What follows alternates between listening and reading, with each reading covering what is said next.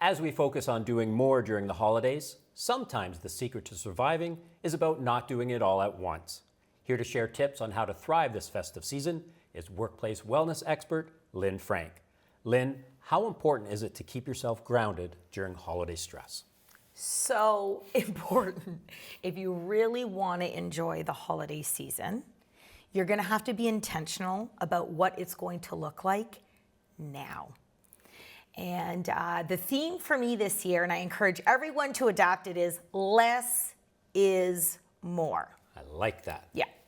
Now, you've got 3 main points to focus on. Tell me about the first one. Okay. So I broke it down into 3 for the viewers. I was going to say moms, but anybody really who is in charge of the holiday experience, and this could be like any holiday, right? We're talking about Christmas around the corner. First, I want you to think about all of those like traditions, all of the things that you do with your family. And it could be as simple as, going to see the Christmas lights, the Christmas parade, having hot chocolate on a certain day at a certain time.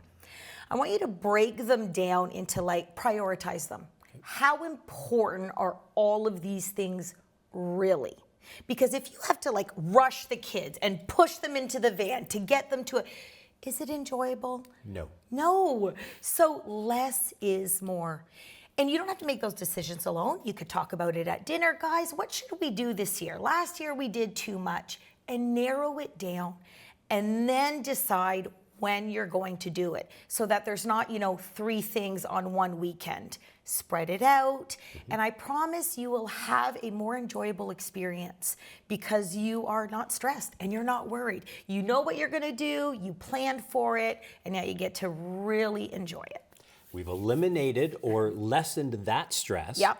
How do we work on financial times this holiday season? Yeah, you know what? With the prices the way they are on everything, food, it's hard for people to find affordable rent. Let's be real. Your kid doesn't need that extra toy, and your teenager doesn't need the most recent iPhone if theirs works fine. Be reasonable with what you're going to offer. Of course, we want to give our kids gifts. If your kids are little, when my 2 were 4 and 6, I bought them a huge supply of crafts. I bought an IKEA table, right? Mm-hmm. And when they went downstairs, there was just this abundance of stickers and things that could keep them busy. It's kind of an experience.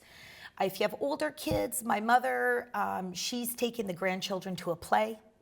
And so it's, kind of like a one-stop shop, but it's an experience. So I'm thinking, lend it to experience, not necessarily things. And if you want to buy things, make it meaningful, something really special, but it doesn't have to be a lot. Give from the heart, not from the wallet. Yeah, let the consumerism go. Let they win a lot, don't they? They have us buying a lot of stuff we don't need. And this holiday season, let's really be intentional about just slowing that down. Our third focus. Yep. Delegate. How does that work? This one actually might be for the moms. Okay. Don't get mad at me. This is a bit of tough love, but there can be some control freaks in the house. And I admittedly can be one of those people. And so I speak to it from experience. And I'm just going to jump in here, yes. But I think it's because you want the holidays to go well. And I'm just assuming that. Mm-hmm. You know what it is? We have these external expectations. So what is everybody else doing? What does it look like? And also because it's the holidays, what does it taste like? What does it feel like? And I think at some point I mixed my internal expectations with external expectations. And so you just have to stop and go, okay, here are the things that I really do want to do. They align with what I believe the holiday season should be about. And now I'm going to ask for help. I learned, be careful when you're asking for help if you are a bit of a control freak. What you could do is more like delegate. Okay. So you give your husband or your teenager who knows how to drive now a very specific grocery list. And then you don't have to worry they're out buying what you need. You give your children a very specific chore list. And now they're doing that.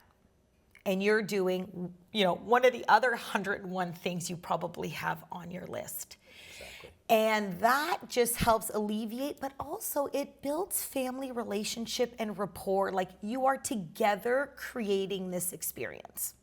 Lynn, I'm not speaking from personal experience, but I know people out there during the holidays get stressed with family members.